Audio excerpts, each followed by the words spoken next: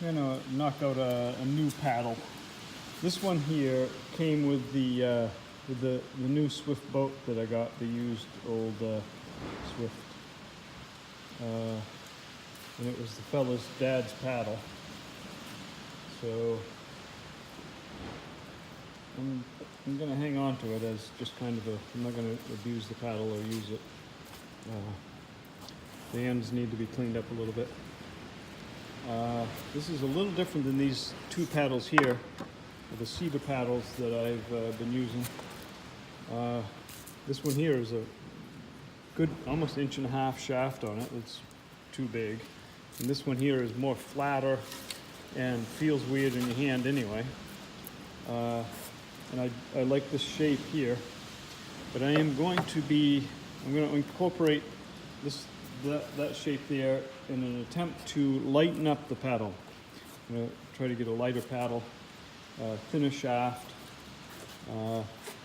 Interesting that this shaft here is a little small in thickness right here, and then it gets fatter as you go up toward the handle. I would think it would go the other way around and slightly thicken up as it gets down toward the blade. I don't know if that's just by accident that happened, or if there was a design issue to give it more flex or not. But it seems like it would want to be a little heavier. Even the cedar one here.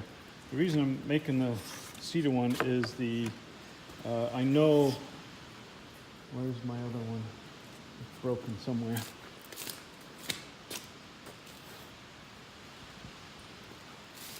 I have my broken paddle somewhere. It's stashed. Oh, here it is right here.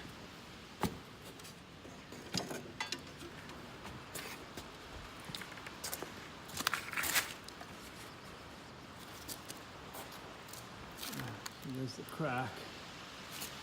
And it clearly broke right in here. It's wider here and it gets narrower. It broke at the narrowest spot. So it just says that if this one here was to break, it would probably break here where there's least amount of wood. And this is an area that gets most of the flex. So I'm going to try to lighten up the paddles. And you can see that these two here are shorter. I really prefer a shorter paddle than the longer one. So I'm going to bring this grip style as opposed to these ones here. This one right here really isn't even finished. This is a rough paddle that was never really finished. It's usable, but I'm afraid to make the shaft a little smaller because of the crack that can happen.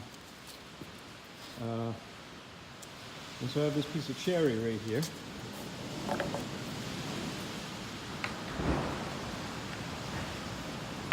And there's a knot here and another one up here. But because it's shorter, the handle will fall below this knot. And I think I can just slip past this. On the other side of the wood, the knot isn't present, so this is the last remainings of it. It shouldn't be too bad. I think I can squeeze the shaft in just off the side. I can't flop it and put the blade down the other way.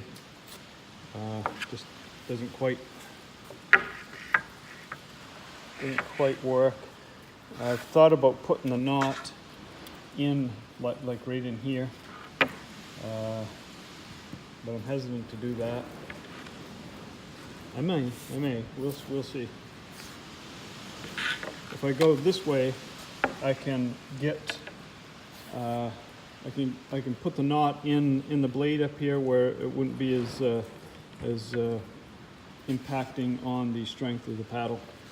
And the length of it is still fine. I can squeeze the whole thing in just off from this knot. I can bring that tip here and still just squeeze it in on the end there. I may do that. But if I do that, yeah, you can see that's the knot right there. So it'll land somewhere in here.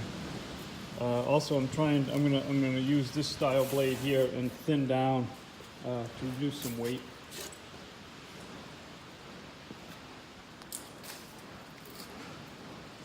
Oh, and then getting my chopping block, moved it from there. I've got to get my chainsaw out and dish that so when I set it on the ground, it doesn't sit on a hump. It sits on a hump. And I have another block down there that I've got to get out. So we'll get some tools out and see how this goes. I'll spare you the noise of the jigsaw, and you thought I was going to chop that out with an axe.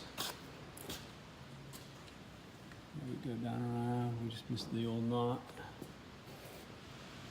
No, in the name of speed, electrical power tools are being applied. I will use some finer hand plane, spoke shave, draw knife for most everything else. And to thin the blade down, I will probably chop that. We'll see how the grain works and looks.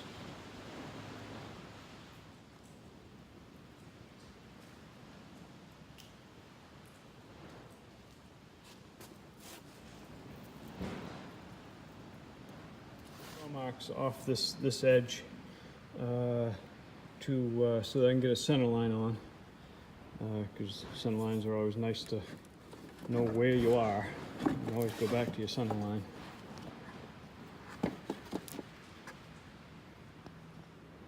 So to get a center line, I don't have a marking gauge. I may have one somewhere, but I'm just going to eyeball a center line and use your hand as a way to fix those. Get that on there. Chase this all around, all sides. Start with that. Just putting this little belly here in the handle.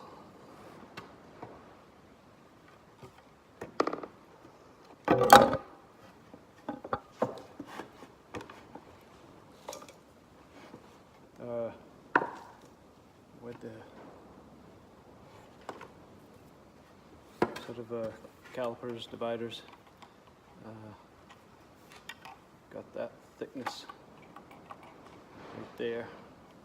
And I applied a couple of lines. And they're just free-handed. Some more guidelines.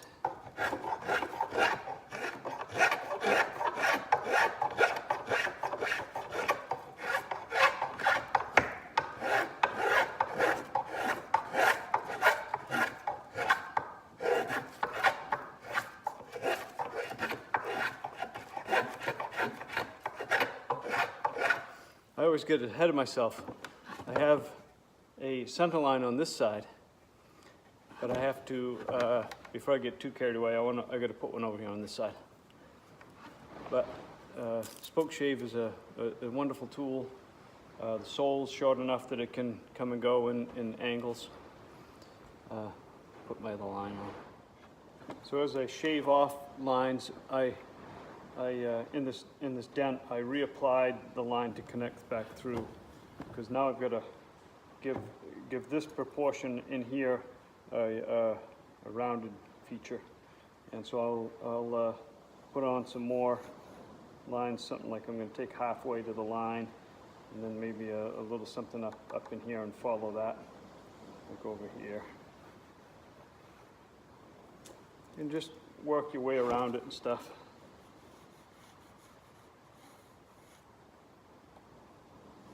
When you get your lines on, then use your tool to shave down to that line.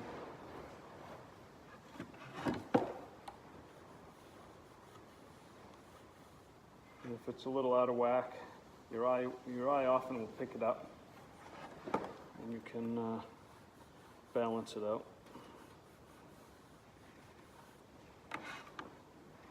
Facets, flats.